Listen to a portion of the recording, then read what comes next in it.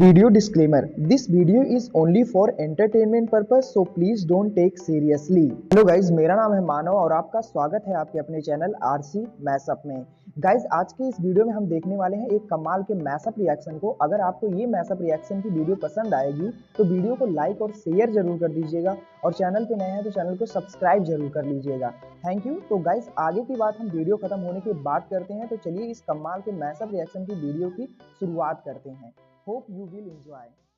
लेकिन जो मुसलमान है वो इस्लाम को छोड़ रहे हैं, एथियस्ट बन रहे हैं, एक्स मुस्लिम बन रहे हैं, ये हिंदू बन रहे हैं, ये ईसाई बन रहे हैं, तो ये जो फिगर्स है ये बहुत खतरनाक हद तक बढ़ चुके हैं। और इसमें मैं ये कहूंगी कि शायद बहुत ज्यादा स्ट्रिक्टनेस भी इसकी एक बहुत बड़ी वजह है। जैसे कि कुछ मौलाना ऐसे होते हैं जो कि आपको कहेंगे कि अल्लाह ताला से आप प्यार करें, ठीक है, और अल्लाह ताला बहुत अच्छे हैं और वो आपको हर घड़ी माफ कर देते हैं। आप बस माफी मांगो तो आपको आपका रब माफ कर देता है। कुछ मौलाना कहते हैं कि अल्लाह ताला आपको हर गलती की बहुत सख्त सजा देगा। तो कुछ डराते हैं, डराना बताते हैं और कुछ कोई साधारण व्यक्ति हो या फिर कोई वीवीआईपी। एग्जाम्पल में आपको वसीम रिजवी मिल जाएंगे जो सिया वक्फ बोर्ड के चेयरमैन थे, जिन्होंने हिंदुइज्म को एक्सेप्ट किया। होने के बावजूद इस्लाम छोड़ना चाहते हैं। अली अकबर जो केरला के फिल्म मेकर हैं, हिंदुइज्म को एक्सेप्ट कर लिया। I was a Muslim. I studied Hinduism very well. After studying Hinduism, I took a decision. It is not a religion, but it's a way of life. अब अगर आप देखें तो सिर्फ यही नहीं है। आप अगर गूगल पर सर्च करेंगे लिस्ट ऑफ फॉर्मर मुस्लिम्स तो हजारों नामों की लिस्ट आपके स्क्रीन पर होगा, जो कि एंशिएंट टाइम से लेकर करंट डेट तक का होगा। आज यूट्यूब पर एक्स मुस्लिम चैनल्स की बाढ़ सी आ गई है, जो पहले कभी नहीं हुआ था। बट सवाल ये आता है कि ये मुसलमान इस्लाम क्यों छोड़ते हैं और फिर वे प्राउडली खुद को एक्स मुस्लिम के रूप में आइडेंटिफाई भी करते हैं।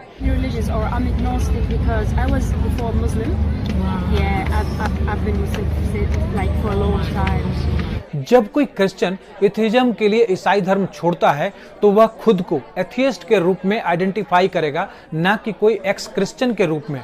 आज अगर आप देखें तो कोई एक्स क्रिश्चियन ऑर्गेनाइजेशन नहीं है, कोई एक्स हिंदू ऑर्गेनाइजेशन नहीं है, जबकि हमारे पास दुनिया भर में कई एक्स मुस्लिम ऑर्गेनाइजेशन है।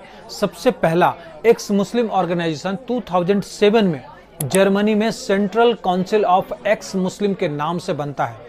उसके बाद यूके, नीदरलैंड, यूएसए और उसके बाद धीरे धीरे पूरे वर्ल्ड वाइड ऑर्गेनाइजेशन बनना शुरू हो गया, जिसमें इंडिया भी शामिल है। 2019 में एक्स मुस्लिम ऑफ केरला के नाम से एक्स मुस्लिम ऑर्गेनाइजेशन बनता है। ये पूरी दुनिया में बनने वाला एक्स मुस्लिम ऑर्गेनाइजेशन ना सिर्फ बनता है बल्कि सोशल मीडिया पर आकर इस्लाम के खिलाफ बोलता भी है। अल्हम्दुलिल्लाहि रब्बिल आलमीन और रहमानिर रहीम मालिक यौमिद्दीन इय्याका नअबुदु व इय्याका नस्तईन। यानी कि तू मुझे सीधे रास्ते पर चला, उनके रास्ते पर जिनको तूने कामयाब किया, ना कि उनके रास्ते पर जिनको तूने बर्बाद किया या गुमराह किया। ये कौन सा अल्लाह है जो खुद दूसरे अल्लाह से दुआ कर रहा है कि तू मुझे सीधे रास्ते पर चला। इस्लाम को चैलेंज भी करता है और ये जो कुछ भी हो रहा है इस्लाम में 1400 सालों में पहली बार हो रहा है, और ये तब हो रहा है जब इस्लाम में इस्लाम छोड़ने की सजा। लेकिन अगर सच कहा जाए तो ये जो कुछ भी इस्लाम में हो रहा है वो कोई इस्लाम के लिए सुनामी से कम नहीं है। मुसाब हसन यूसुफ, जिनको द ग्रीन प्रिंस भी कहा जाता है, एक फिलिस्तीनी है जिन्होंने 1997 से 2007 तक इजराइल के इंटरनल सिक्योरिटी सर्विस सिनवेट के लिए सीक्रेटली काम किया। Well, before I answer this question, you asked me a question, I did not answer it regarding to the siege.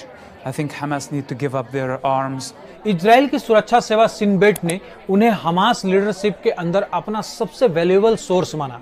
Yusuf द्वारा शेयर की गई इंफॉर्मेशन ने दर्जनों आत्मघाती हमलों और इजरायलियों की हत्याओं को रोका और कई टेररिस्ट को पकड़ने और अपने फादर शेख हसन यूसुफ, जो कि हमास के को फाउंडर थे, उनको पकड़ने में इजराइल की हेल्प की थी।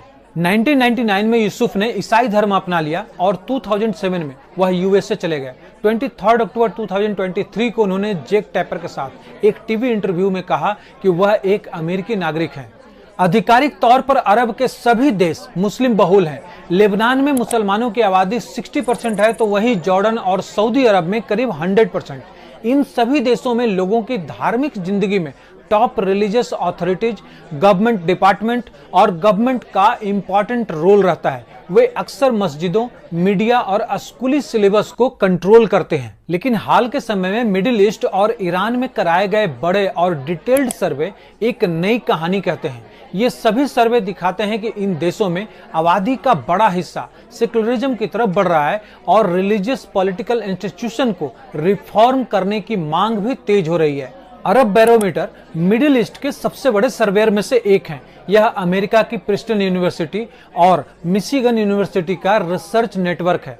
अरब बैरोमीटर ने अपने रिसर्च के लिए लेबनान में 25,000 इंटरव्यूज किए और इसका रिजल्ट ये निकला कि एक दशक से ज्यादा समय के भीतर धर्म के प्रति पर्सनल बिलीफ्स में करीब 43% की कमी आई है।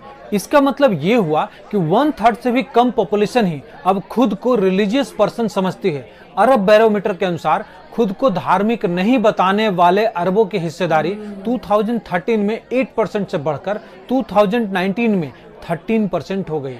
लेबनान में आधिकारिक रूप से धर्म के बिना रहना संभव नहीं है। देश के सिविल रजिस्टर में हर लेबनानी नागरिक की धार्मिक पहचान दर्ज की जाती है। रजिस्टर में टोटल 18 कैटेगरीज हैं, लेकिन इसमें नॉन रिलीजियस या फिर एथेइस्ट जैसी कोई भी कैटेगरी नहीं है, यानी आपको किसी भी हाल में रिलीजन को मानना ही होगा।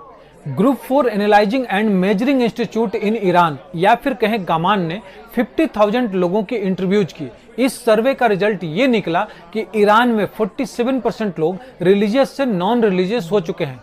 ईरान के सर्वे में हिस्सा लेने वाले 99.5% लोग शिया थे। उनमें से 80% लोगों ने कहा कि वे ईश्वर पर विश्वास करते हैं, लेकिन खुद को शिया मुसलमान कहने वालों की संख्या सिर्फ 32.2% थी और 9% लोगों ने खुद को एथियस्ट बताया।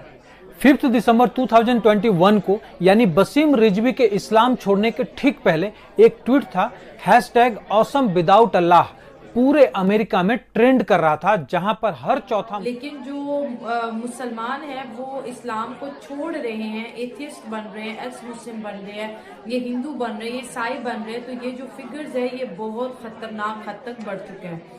और इसमें मैं ये कहूँगी कि शायद बहुत ज़्यादा स्ट्रिक्टनेस भी इसकी एक बहुत बड़ी वजह है। जैसे कि कुछ मौलाना ऐसे होते हैं जो कि आपको कहेंगे कि अल्लाह ताला से आप प्यार करें, ठीक है, और अल्लाह ताला बहुत अच्छे हैं और वो आपको हर घड़ी माफ़ कर देते हैं। आप बस माफ़ी मांगो तो आपको आपका रब माफ़ कर देता है। कुछ मौलाना कहते हैं कि अल्लाह ताला आपको हर गलती की बहुत सख्त सजा देगा। तो कुछ डराते हैं, डराना बताते हैं और कुछ प्यार करना सिखाते हैं। अब इसमें कुछ लोग डर से अपना जो रिलीजन है वो छोड़ देते हैं। और जहाँ तक मेरा पर्सनल एक्सपीरियंस है, क्योंकि हम रोड शो नायला पाकिस्तानी पे करते हैं और डिफरेंट ऑडियंस से हमारा of camera on camera interaction होता है, उसमें के बाद पाकिस्तान में भी की जा रही है कि मस्जिदें खाली हो रही हैं।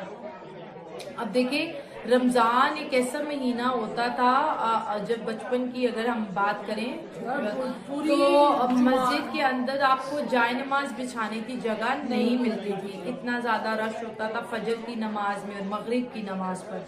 लेकिन आज अगर रमजान है तो 1-2 साफ हैं। आप अगर आप मुसलमान हो और लेकिन अगर आप अपने रिलीजियस प्रैक्टिसेस को परफॉर्म नहीं कर रहे, आप नमाज नहीं पढ़ रहे हो, आप कुरान पाक की तलावत नहीं करते हो, आप मस्जिद नहीं जाते हो, तो वो भी किस कैटेगरी में आता है? इसी कैटेगरी में आता है कि आप अपने रिलीजन से दूरी बना रहे हैं।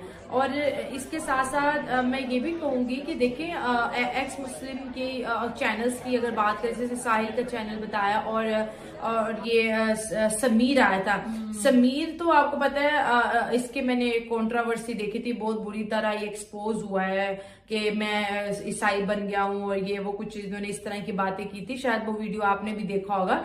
लेकिन बात ये है कि हर चीज के ना 2 पहलू होते हैं। मुझे एक्स मुस्लिम से हमेशा इस बात का गिला रहता है कि वो हमेशा एक चीज को दिखाते हैं जबकि उसकी दूसरी साइड्स को वो नहीं दिखाते हैं। मतलब अगर 1400 साल